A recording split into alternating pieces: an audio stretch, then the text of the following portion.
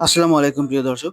দূরে কিংবা কাছে, দেশে কিংবা বিদেশে যে যেখান থেকে বসে এই ভিডিওটি দেখছেন সবাইকে জানাই ক্ষুদ্র খামারি চ্যানেলের পক্ষ থেকে প্রীতি ও শুভেচ্ছা। আজ আপনাদের সাথে যে বিষয়টা নিয়ে কথা বলবো সেটা হচ্ছে গরুর হরমোন ইনজেকশন কখন দিবেন আর কেন দিতে হয়। এই বিষয়টা নিয়ে পুরোপুরি আলোচনা করার চেষ্টা করব। আশা করি পুরো ভিডিওটা জুড়ে আমাদের সঙ্গে থাকবেন। আমাদের দেশে যে প্রাণী চিকিৎসকরা আছে তারা এই হরমোন ইনজেকশনটা বেশি ব্যবহার করে কখন জানেন? যখন দেখছে যে একটা গাভী হিটে আসার পর বারবার তাকে কৃত্রিম প্রজনন করানো হচ্ছে, তারপরেও কিন্তু সে কনসেপ্ট করছে না। তখন কিন্তু আমাদের যে প্রাণী চিকিৎসকরা আছে, যে আমাদের হরমোন ইনজেকশন আছে বাংলাদেশে তার 80% কিন্তু ওই হরমোন ইনজেকশন গাভীকে বীজ ধরানোর কাজে ব্যবহার করা হয়ে থাকে। শুধুমাত্র যে হরমোন ইনজেকশন সেটা না, হরমোন ইনজেকশনের সাথে সাপোর্ট হিসেবে কিন্তু মিনারেল ইনজেকশনটা ব্যবহার করে থাকে। এই মিনারেল ইনজেকশনটা কিন্তু অনেক উপকার আছে। এই নিয়ে আরেকটা ভিডিও দেবো আপনাদের মাঝে। এবার আসেন যে কখন আপনার হরমোন ইনজেকশনটা দিতে হয়। এই বিষয়টা কিন্তু অনেকেই জানে না। হরমোন ইনজেকশন দিতে হয় সেটা জানে। কিন্তু হরমোন ইনজেকশনটা যে কখন দিতে হয় এটা কিন্তু অনেকে জানে না। হরমোন ইনজেকশনটা যখন আপনার গাভীকে বীজ ধরাবেন বা ডাকে ধরাবেন তার ৪৫ থেকে ৫০ মিনিট এর পূর্বে যদি আপনি হরমোন ইনজেকশনটা দেন, পাশাপাশি যদি তার সাথে মিনারেল ইনজেকশনটা দেন, তাহলে কিন্তু খুব ভালো রেজাল্ট আসে। আমাদের দেশের বেশিরভাগই যে প্রাণী চিকিৎসকরা আছে, এই বিষয়টা তারা ভুল করে।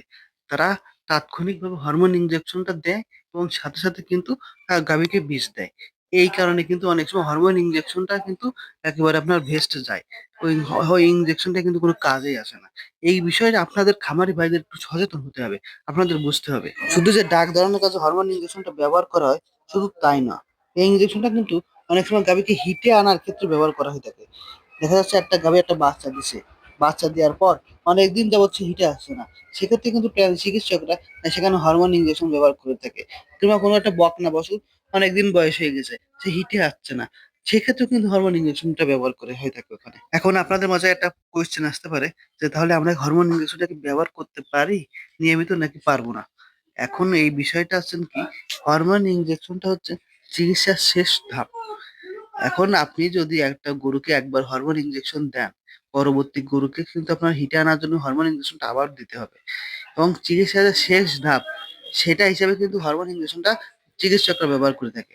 যতদূর সম্ভব এই ইনজেকশনটাকে আমরা এড়িয়ে চলার চেষ্টা করব। এক কথায় যখন আর কোনো উপায় থাকবে না, দেয়ালে পিঠ ঠেকে যাবে, তখন ছাড়া হরমোন ইনজেকশনটি ব্যবহার না করাই ভালো।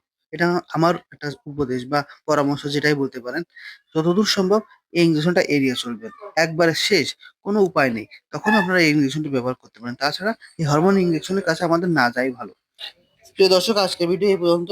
আবার খামার সম্পর্কিত কোনো নতুন ভিডিও নিয়ে আপনাদের মাঝে হাজির হব।